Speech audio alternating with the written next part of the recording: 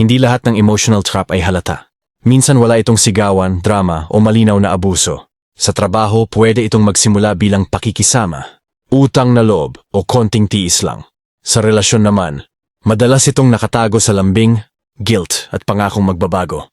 Ang problema, kapag paulit-ulit mong pinapayagan ang ganitong patterns, unti-unti kang nauubos emosyonal, mental at minsan pati respeto sa sarili.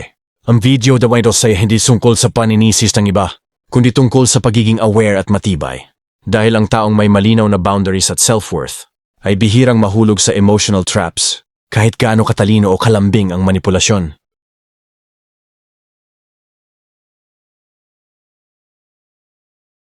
Number 1. Kilalanin ang emotional traps sa pinakamaagang senyales. Ang unang depensa ay awareness. Kapag may taong paulit-ulit kang pinaparamdam na may utang ka, may kasalanan ka, o kailangan mong patunayan ang halaga mo, emotional trap na yon.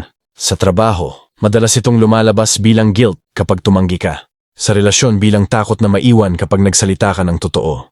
Kapag naramdaman mong may pressure sa emosyon mo para sumunod, huminto ka muna. Hindi lahat ng urgent ay mahalaga, at hindi lahat ng emosyon ng iba ay kailangan mong saluhin.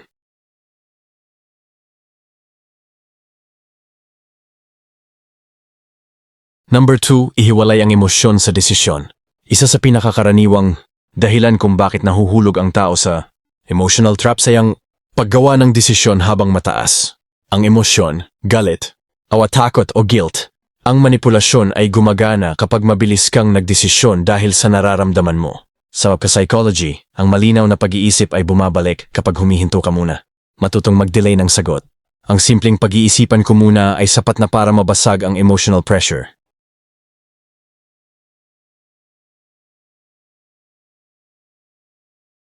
Number 3, mag-set ng boundaries kahit hindi ka komportable. Maraming tao ang ayaw mag-set ng boundaries dahil ayaw nilang makasakit o ma-judge. Pero ang totoo, mas masakit sa huli ang walang boundaries. Sa trabaho, malinaw kung hanggang saan lang ang kaya mo. Sa relasyon, malinaw kung ano ang hindi mo tatanggapin. Hindi mo kailangang ipaliwanag ng sobra. Ang taong may respeto ay rerespetuhin ang boundaries mo. Ang taong nagagalit dito ay kadalasang umaasa sa kawalan mo ng boundaries.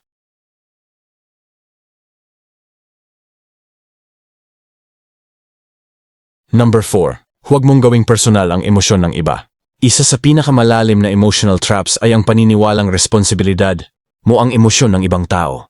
Kapag galit sila, nalulungkot sila, o nadidismaya sila, hindi ibig sabihin ikaw ang may kasalanan. Sa psychology, ito ay emotional over-responsibility. Makinig ka kung kaya, pero huwag mong akuin ang bigat na hindi naman niyo. Ang empathy ay mahalaga, pero kailangan may hangganan.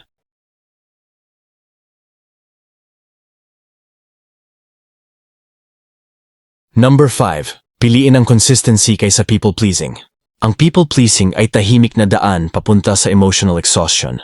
Kapag pabago-bago ka ng desisyon para lang mapasaya ang iba, nawawala ang respeto sa iyo at mula sa iba. Sa trabaho at relasyon, mas ligtas ang taong consistent kaysa sa taong laging nagpapabago. Kapag malinaw ang paninindigan mo, mas kaunti ang emotional traps na papasukin mo.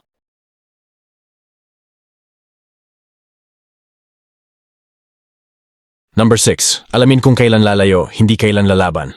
Hindi lahat ng emotional trap ay kayang ayusin sa pag-uusap. May mga sitwasyon at tao na inuulit lang ang pattern dahil may nakukuha sila sa'yo. Sa ganitong pagkakataon, ang paglayo ay hindi kahinaan, ito ay wisdom. Ang distansya ay nagbibigay linaw. Minsan, ang pinakamature na desisyon ay ang piliin ang sarili mo kahit hindi ka maintindihan ng iba.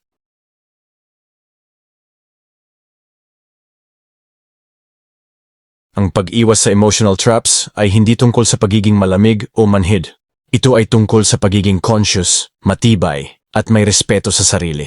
Kapag alam mo ang halaga mo, malinaw ang boundaries mo, at kontrolado mo ang reaksyon mo, mahirap kang manipulahin sa trabaho man o sa relasyon. Tandaan niyo ang kapayapaan ng isip mo ay hindi negotiable. At kapag natutunan mong piliin ang sarili mo, mas nagiging malinaw kung sino talaga ang dapat manatili sa buhay mo. For more video, please subscribe to my Psychology Trap Breaker. At maraming salamat sa mga masugid. Kung manunood at sa solid kung subscribers, huwag kalimutan na mag-like and share at comment ka na rin kung taga saan ka.